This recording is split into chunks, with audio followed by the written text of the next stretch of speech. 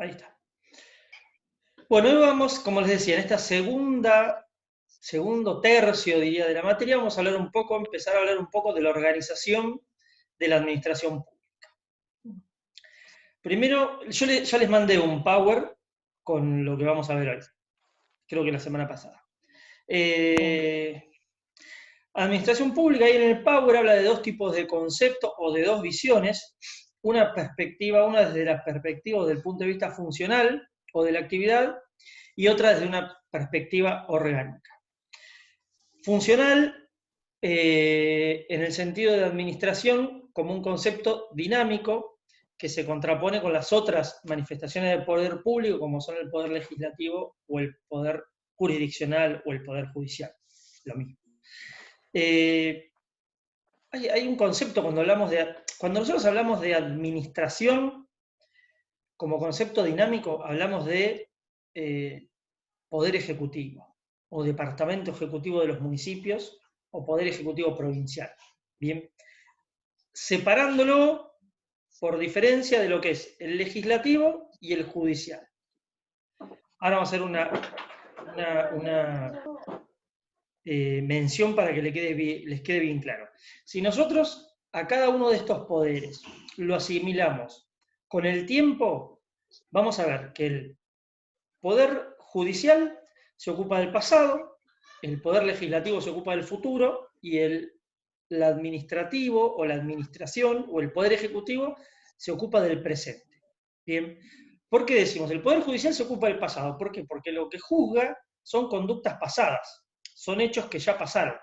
El poder judicial no se expide sobre hechos futuros, sino que siempre lo que hace es decir si una conducta, un hecho o demás estuvo conforme a derecho, pero siempre de cosas que ya pasaron. Por su parte, el Poder Legislativo siempre se ocupa del futuro. ¿Por qué? Porque la legislación no es retroactiva, sino que la legislación es para regir conductas a futuro.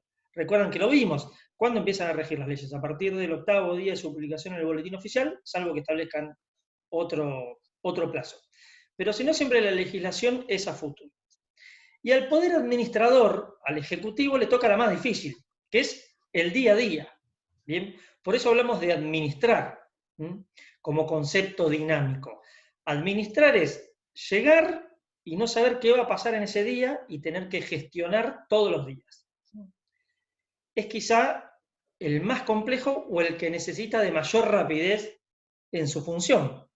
También es el más grande. Si ustedes se fijan, la cantidad de personas que trabajan en el Poder Legislativo y en el Judicial, y las que trabajan en el Poder Ejecutivo, siempre son muchas más en el Poder Ejecutivo o en cualquier estamento del Estado.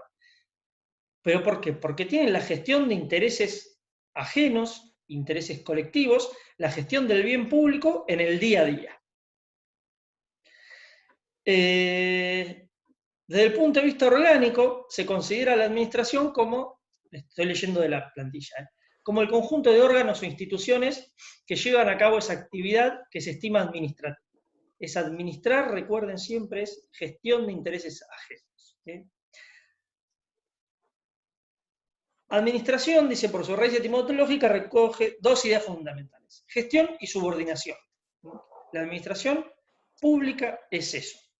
Es gestión de dineros ajenos, gestión de intereses ajenos, ¿para qué? Para la satisfacción del interés colectivo, del bien público y demás. Ese es el fin y no otro del Estado. Y después, actividad de subordinación. ¿Bien? Siempre, como nota distintiva de la administración, está esa relación que existe de subordinación entre los distintos miembros que conforman a la administración. Vamos a hablar de algo que se llama teoría del órgano, que les va a resultar por ahí un poco raro al principio, pero después lo van a asimilar bastante fácil. Los entes estatales, bien, esto lo mismo es para las organizaciones de carácter privado, esta teoría del órgano. Manifiestan su actividad los entes estatales, igual que las organizaciones privadas, y su voluntad a través de órganos. Bien.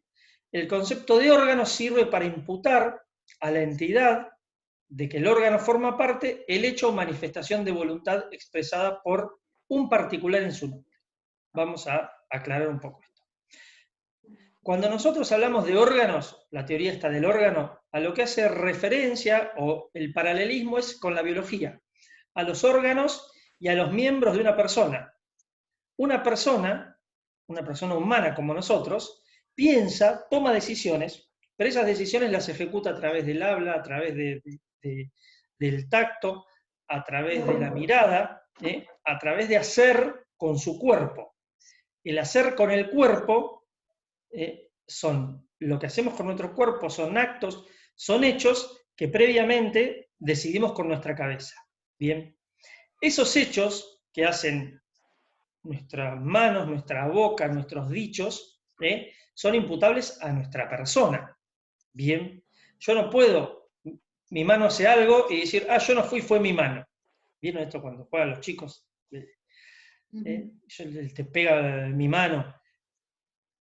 En este caso, esta teoría del órgano es algo muy parecido.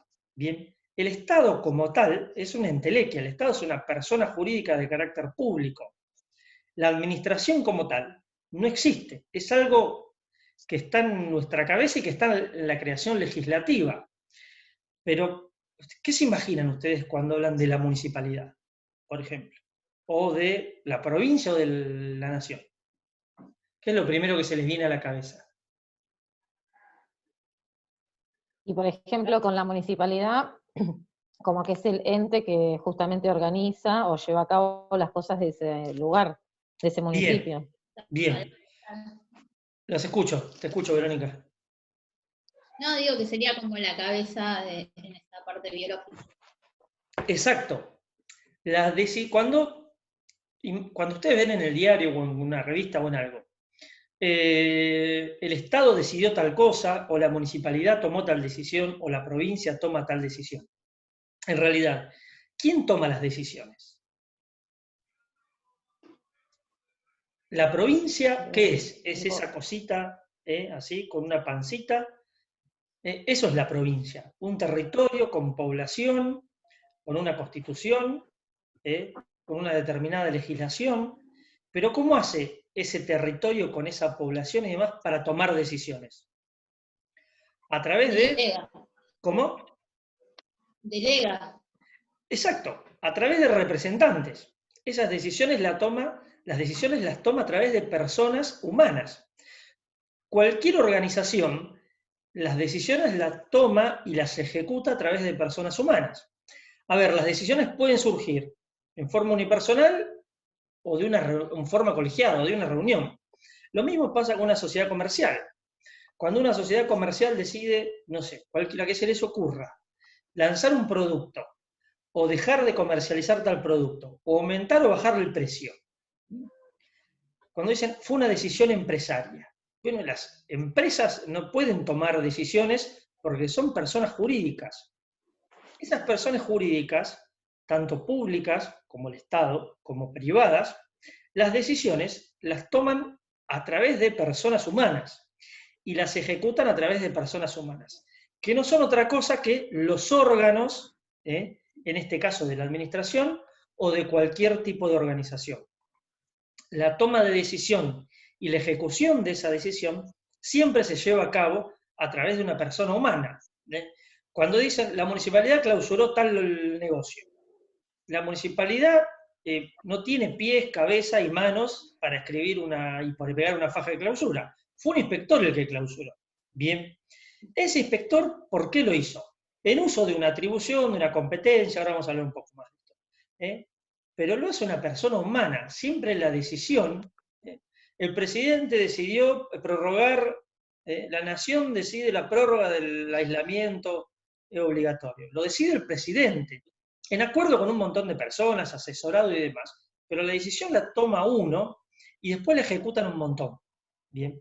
Pero esa siempre ante una actividad, ante un hecho, ante un acto, ante una decisión de la administración, siempre atrás hay una persona humana que es la que ejecuta y la que toma esa decisión. Ahora vamos a hablar un poco, a ver, de cuándo se le puede atribuir o no, porque acá tenemos que empezar a separar Bien, si lo que decide o lo que hace la municipalidad lo hace una persona humana, hasta dónde la decisión es propia de esa persona humana o es realmente de la administración. Bien, vamos a avanzar un poco en esto. Bueno, el tema de la teoría del órgano según algunos autores, el órgano es un conjunto de atribuciones o de competencias, algo así como un cargo, ¿bien? El que luego es desempeñado o ejercido por una persona. Que al expresar su voluntad o realizar una actuación, esto que les decía, dentro del marco de sus atribuciones o funciones, produce la mencionada imputación. Es decir, esa conducta humana resulta imputable no a Christian Milasinsik, sino a la municipalidad. Si yo por inspector de inspección general, cuando voy y clausuro un local, no lo clausuro yo, lo clausura la municipalidad. Y de hecho todo el mundo, ¿qué dice? Me clausuró la municipalidad, no dice me clausuró el inspector fulanito. ¿Por qué? Porque fácilmente en nuestras cabezas atribuimos esa conducta de un particular, ese acto de un particular, de una persona humana, a la municipalidad. Bien, eso es la teoría del órgano. Las decisiones que toma la administración se ejecutan a través de órganos que son no otra cosa que personas humanas. Las decisiones que tomo yo, la de estarles hablando en este momento, las está ejecutando mi boca, mis cuerdas vocales y mis manos, porque soy de gesticular bastante. Pero siempre, en el caso de las organizaciones, esa decisión la toma una persona humana y la ejecuta una persona humana. Y esto, y no más que esto, es la teoría del órgano. ¿Bien? Para alguna otra corriente autoral, el órgano es la suma de los dos elementos. La competencia, el cúmulo de tareas, de funciones, lo que sea, y las personas que tienen que ejercer esas competencias. Bien. Según adoptemos cualquiera de los conceptos, no van a variar cuáles son las consecuencias, porque la voluntad de los seres humanos, manifestadas, y ahora vamos, esto que es lo importante, dentro de un marco determinado, se le van a ser imputables siempre al ente. Esto es de suma importancia cuando lo que vemos nosotros o de lo que hablamos es de la responsabilidad de la administración. ¿Por qué? ¿Hasta dónde la administración es responsable por lo que hagan las personas dependientes de la administración? Bien, tiene que haber un límite para esto. A ver, no les quiero dar este ejemplo porque por ahí justo es el más complejo de todos. Pero bueno, esto salió hace poquito en los medios. Dos trabajadores municipales, vestidos con ropa de la municipalidad, estafaron a una persona diciéndole que iban a hacer, no sé qué, un chequeo del tema del COVID, y eso se le metieron a la casa y le robaron plata a dos jubilados. ¿Esa conducta le puede ser imputable a la municipalidad? ¿Qué les parece? Y quizás sí, porque estarían, digamos, actuando en nombre de ellos, pero en realidad es la persona el que hace el mal acto. Bueno, vuelvo a la pregunta. Esa conducta antijurídica, típica y culpable, en este caso porque era un delito, ¿le puede ser imputable, se le puede achacar a la municipalidad o debe recaer la responsabilidad sobre esas personas? Yo pienso que sobre las personas. La Sí, municipalidad sobre no las tendría. personas. Bueno, yo creo lo mismo que ustedes sobre las personas. A ver, que vayan vestidos con ropa de la municipalidad no implica que toda conducta pueda ser imputable a la municipalidad. Bien. Hay otro ejemplo que es un poco más... Bueno, voy a leer un poco más y después ahora les voy dando algunos ejemplos más. Voy a hablar un poco más. Bien, esta teoría del órgano sirve para no disociar o para no diferenciar la persona del ente. ¿Para qué? Para que las conductas de la persona le puedan ser imputables al ente, al organismo o a la administración. Bien. Ahora, esas conductas que toman esas personas deben haber sido ejercidas dentro de las atribuciones y competencias que legalmente tienen esas personas y de las que tiene el municipio. Bien. Y acá, nuevamente, volvemos a algunos, en este primer caso, el ejemplo era muy claro, 2 personas fuera de su horario municipal, solamente vestidos, manifestando que eran trabajadores municipales, le dicen a una persona que vienen de la municipalidad y la roba. Bien. Esa no puede ser la voluntad del Estado, entrar y robar. La responsabilidad del Estado, en general, se mide, puede ser por acción o por omisión. Es decir, uno le puede imputar responsabilidad a la administración por algo que hizo mal o por algo que dejó de hacer. Pero eso que hizo o dejó de hacer tiene que ser dentro del marco de sus competencias. Y no importa que se hayan ejercido esas competencias, ahora vamos a ver, legítima o ilegítimamente. Pero no es competencia de la municipalidad, obviamente, robarle a una persona. Cuando en un procedimiento policial, en un allanamiento, un policía se roba algo, nadie le imputa al Estado provincial el delito. Ni le inicia un juicio al Estado provincial porque un policía le robó. Ahora, y este es el caso por ahí más difícil, ¿qué pasa cuando un policía mata a alguien en una situación que no está dentro de las comprendidas por la ley? Por ejemplo, la persona no había cometido un ilícito, no estaba armada o, no sé, se estaba dando a la fuga. Y el policía le tira un tiro. ¿Ahí de quién es la responsabilidad? ¿De la provincia, del policía, de los dos? ¿Qué les parece a ustedes? Ahí pero si no había hecho nada, ¿por qué se estaba dando a la fuga? Bueno, porque se asustó.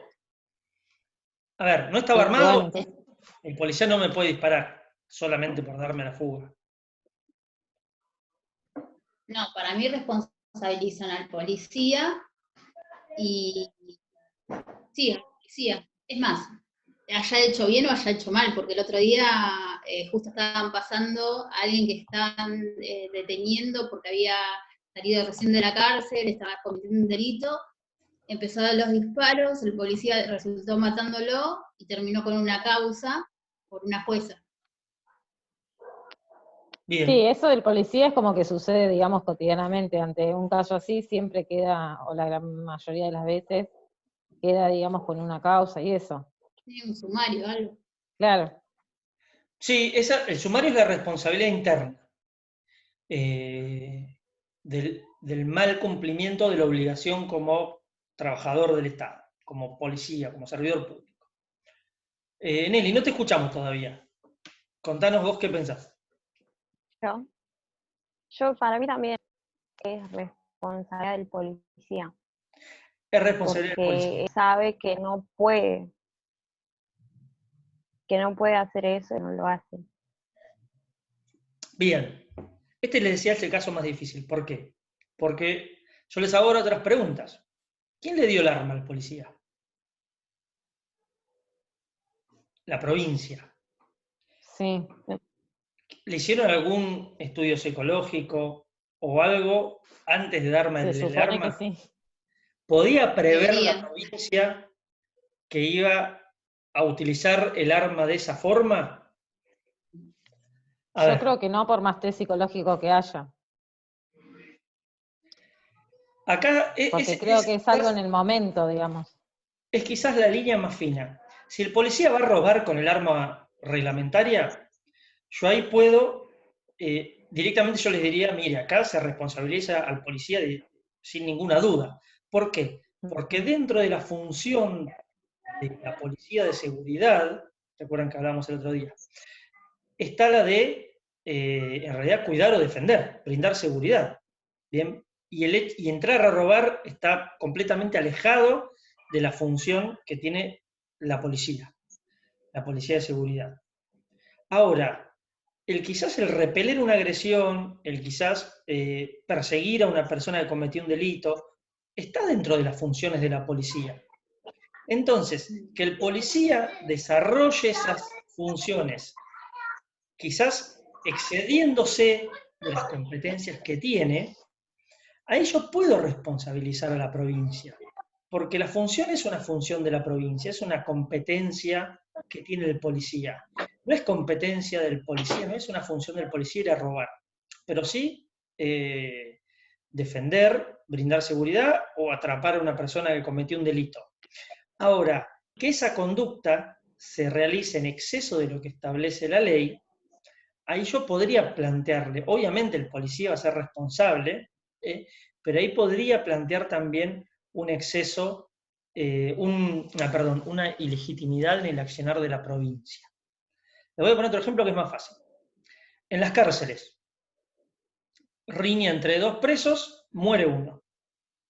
O violan a uno o lo que se les ocurra.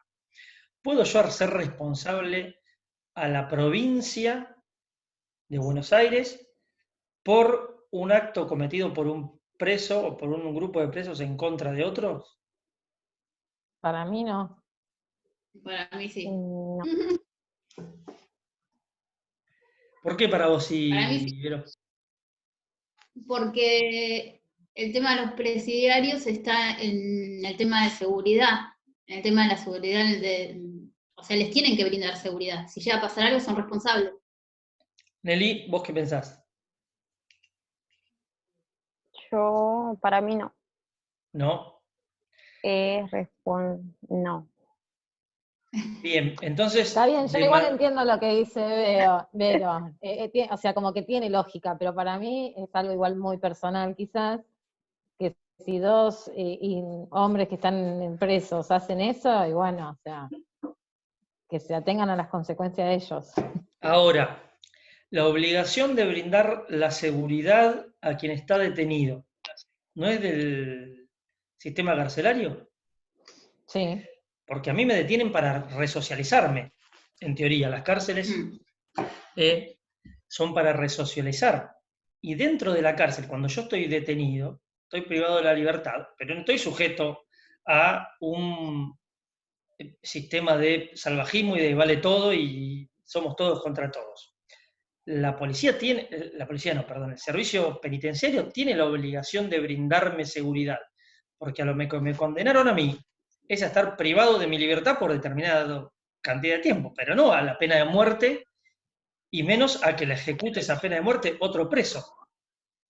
Entonces, la provincia debió tomar, el servicio penitenciario, los recaudos necesarios para brindarme a mí cierta seguridad. Eso está dentro del marco de competencia del servicio penitenciario, la seguridad de los presos. Entonces, que los presos no se escapen y que los presos no se maten entre ellos. Ahí yo creo que es más claro el tema. Y ahí de hecho hay un montón de juicios de estos contra la provincia por presos que han tenido contra los cuales se ha cometido algún delito, algún vejamen o algo estando presos. Obviamente siempre los juicios los inician o los familiares si lo mataron o ellos una vez que salen.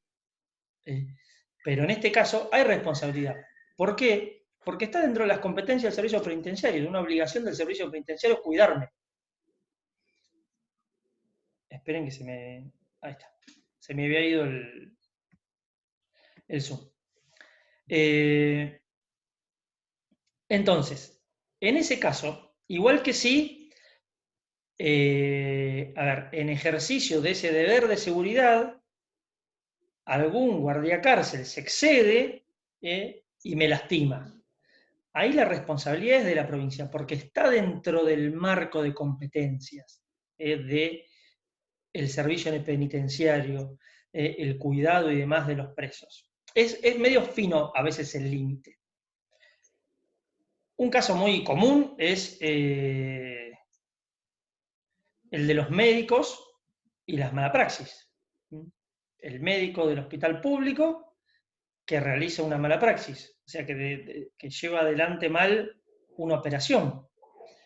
¿A quién demando? Al médico y a la provincia de Buenos Aires. Si me operaron, yo conozco casos que son una locura, pero por ejemplo, tuvimos uno en la MUNI hace tiempo, que le fue porque tenía dolor en una muela y le sacaron otra. Le sacaron la misma del otro lado. Y el tipo demanda a la municipalidad demanda al médico y a la municipalidad, porque dice, mire, el servicio de salud lo brinda la municipalidad. La municipalidad, ese servicio de salud, no tiene otra forma que brindarlo a través de órganos, a través de personas. Las conductas de esas personas, que fueron en este caso ilegítimas, acá hubo un error, yo se las imputo a quien me tiene la obligación de brindarme el servicio. Si el médico me pega una puñalada, no, sería completamente distinto. Pero dentro del servicio está el prestar el servicio de salud. Es decir, en el caso del servicio odontológico de esa guardia era sacarme la muela. Me la sacaron mal, bueno, la obligación es del municipio, que es quien me presta el servicio. La responsabilidad, digo, es del municipio. La única forma que tengo de responsabilizar al Estado es a través de las conductas de las personas humanas que realizan esas funciones. Porque el Estado en sí no comete errores. La administración no comete errores, porque es una persona jurídica, como les decía, es una entelequia, algo que está en el aire. Los errores los comete a través de personas humanas. Los dos primeros fallos que hay de responsabilidad del Estado, después vamos a volver sobre este tema, en otras clases. Los dos primeros fallos, les decía, sobre responsabilidad del Estado que hay en la República Argentina es... El primero es un fallo en donde una persona pide un informe al registro de la propiedad para comprar una propiedad y le informan que no había ningún inconveniente, que la propiedad no tenía ningún tipo de medida cautelar, ni hipotecas, ni nada, y que la persona podía vender lícitamente. Hacen la operación y después aparece que había una hipoteca sobre el inmueble. Obviamente el que compró no se quería hacer cargo. Bien. Pues dice, mire, yo compré, le pregunté al Estado, las hipotecas se inscriben en un registro, pregunté en ese registro, ¿hay alguna hipoteca? Me dijeron que no, listo, es responsabilidad del Estado. Y la Corte responsabiliza al Estado por el error de ese empleado, que lo que hizo fue mirar mal o hacer mal el informe. El segundo fallo es mucho más pintoresco, se llama Ferrocarril Oeste, y es unos ñatos que trabajaban en el Ferrocarril Oeste, paran al mediodía a hacerse el obligatorio asadito, empiezan a hacer el asado y un campo que estaba bastante seco se prende fuego todo el campo.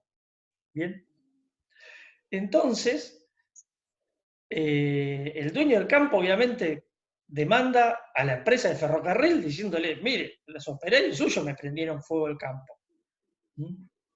Y ese es el segundo fallo que hay de responsabilidad del Estado, que se llama Ferrocarril Oeste. Después vinieron 1 millón más. Pero antes directamente no se le atribuía responsabilidad al Estado, se le atribuía responsabilidad a las personas. No, el responsable es el empleado tal, el responsable es el empleado tal, pero no el Estado. Hoy algo que es muy común acá, un trabajador municipal que conduce un vehículo municipal, una grúa, choca y al que chocó demanda a la municipalidad. Ya ni se molesta en demandarlo al trabajador. ¿Por qué? Porque se estaba cumpliendo una función que le encargó la municipalidad, que es la de manejar la grúa. Obviamente esa función la cumplió mal, con negligencia, como fuere. Puede haber sido un accidente, puede haber habido culpa, negligencia, lo que fuere, pero directamente demanda a la municipalidad. Bien. Entonces, el límite, les decía, es finito. Ahora les leo. Dado que el órgano físico puede actuar como titular del órgano jurídico, en el cual su voluntad se considera como la voluntad estatal, o fuera de la función que se le ha asignado, como sujeto de derecho diferenciado del Estado. Interesa saber qué criterio habrá de seguirse para establecer cuándo el funcionario actúa como órgano del Estado y cuándo actúa como no, que esto es lo que veníamos hablando hasta ahora. Hay dos criterios, uno objetivo y uno subjetivo. El criterio subjetivo tiene en cuenta la finalidad perseguida por el funcionario. Es decir, si el funcionario entendió que su accionar era en su calidad de órgano del Estado, ¿bien? O si él lo quería hacer como persona privada. Ese es el criterio subjetivo que no se utiliza. El otro criterio es objetivo. Prescinde totalmente de la motivación de lo que pensó el funcionario y atiende objetivamente a si lo que realizó está dentro de las competencias o no que que el Estado le había otorgado. Bien.